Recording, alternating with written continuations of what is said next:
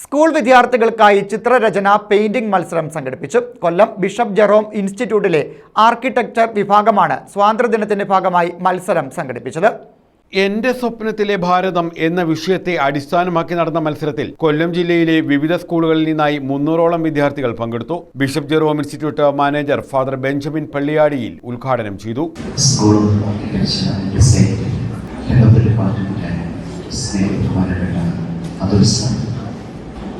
Of management സ്റ്റഡീസിലെ dean of studies ആയ Shri George master. കലയുടെ സ്വാധീനം ജീവിതത്തിൽ വരുന്ന മാറ്റത്തെക്കുറിച്ചും കുട്ടികൾ ഏതെങ്കിലും കലകൾ അഭ്യസിക്കേണ്ടതിന്റെ ആവശ്യകതയെക്കുറിച്ചും അദ്ദേഹം സംസാരിച്ചു. പ്രിൻസിപ്പൽ ഡോക്ടർ റോഷൻ കുമാർ അധ്യക്ഷത വഹിച്ചു. ആർക്കിടെക്ചർ ആൻഡ് ഡിസൈൻ വകുപ്പ് മേധാവി professor Athul Nair, architect Deepika J, വിദ്യാർത്ഥി പ്രതിനിധി ശബരി തുടങ്ങിയവർ പങ്കെടുത്തു. ഇപ്പൊ തന്നെ നമ്മളെല്ലാവരും ശരിക്കും പറഞ്ഞാൽ ഭയങ്കര സ്ട്രെസ്സുള്ള ആൾക്കാരാണ്.